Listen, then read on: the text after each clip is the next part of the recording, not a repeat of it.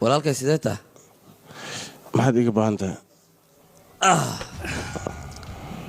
aniga waxaan ahay nin ganacsada magaceygana waa tiyo raashinaa magaalada keenay tolkana waa u qaybinaya maadaama magaalada imidne baadiriga ayaa raashinigu kaa soo dhiibay asigii gabdhihiisa intii maalmaha raashinkaas iga madmoodaan baadirigan iyo balaayadiis aniga maxaa iga qosay artuule been amar wuxuu ka bixiyay qofka muslimka iyo qofka muslimka inay garab isiyaan ee iscaawiyaan taas oo isigana garab ugu siinaya muqdisho cable tv haddii arrimo kale ay jiraan mudan artuule bee waa weydiisan kartaa garabowna kaa siinaa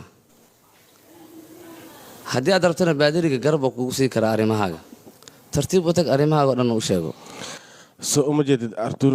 inuu aniga garab isiinayo walaal maxaa kugu dhaca xaaladaas jeeta daawadeeda isoo qabo daawadaada miyaa tan miyaa daawadaa sheegaysa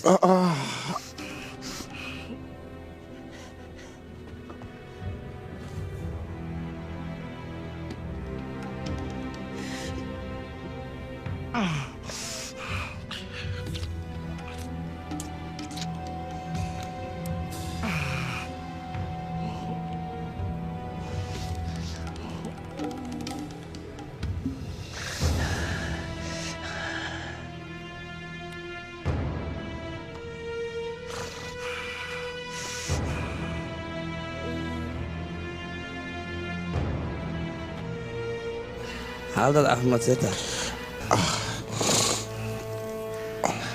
waxaan kaa rabaa baadiriga inaad salaan iga gaarsiiso dhib male waa kaa gaarsiinayaa caafimaad buuxaana kuu rajaynayaa kiniisadda inta joogtana way kuu soo ducaynayaan caafimaadna waa helaysaa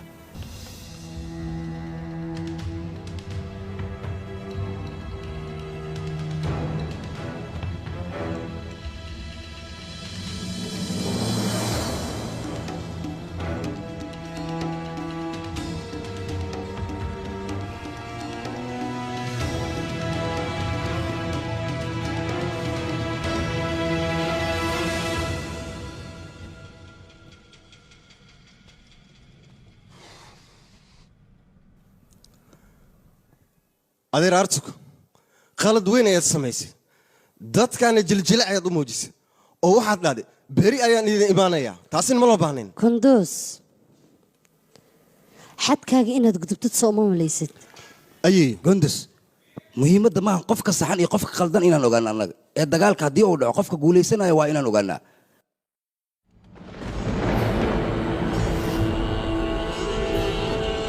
waana ku khasbannaha mudanaha xuquuqdiisa inaan ilaalino aabbahay hadduu maqan yahay iyo hadduu joogaba sharafkiisii sumcaddiisa annaga waa inaan ilaalinaa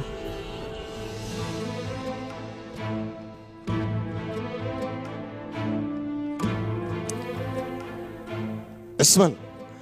waxyaaba aan samaynayo maaha midaan adiga kaagala tashanayo sallana kaagama baahni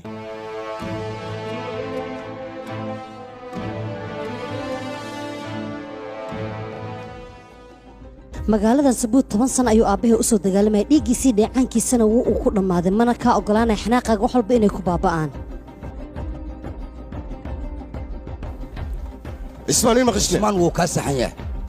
annaga nafteenoo keliya mas-uul ka malnin ee qabaa'ilada nala deganoo dhan mas-uul ayaan ka naha ogow haddii waxa ay samayn annaga aan jawaab uga bixinno macquul ma noqonayso deegaankiina dhiig dulmi inuu ku daato ma rabno seeftiina galka kama saari kartaan ilaa aartul uu ka soo laabanayo waxa meeshan ka dhacayna asagaa xalka gaari doona aartul ha u taga ninkaas oo ha la soo hadlo si deganaan waxa u soo fahansiiyo umuur iyo gabadhiisa waxa ay rabaanna ninkan ayaa soo ogaanaya hadalkiina haddii ay maqli waayaan ka waran iyagana tooda iska samaystaan maxaad samaynayn annaga marka hore waa si deganaan inaan wax u fahansiinaa haddii ay diidaanna luuqadday fahmayaan ayaan wax ku fahansiinaynaa micnahaygana waa seef hadday sheekada intaa ay ka qaraaraartana waddanka xoog ayaan uga saaraynaa walaal mudan umuur ilaa had khiyaanadiisa ma fahmin miya ها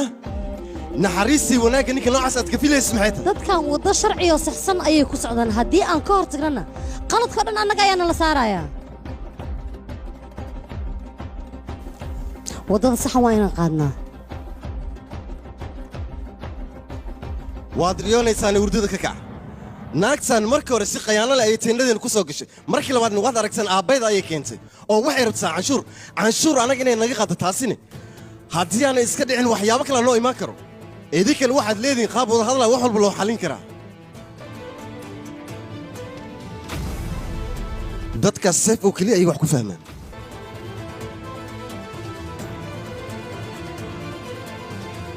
ayay amarkaadan ku howlgalaan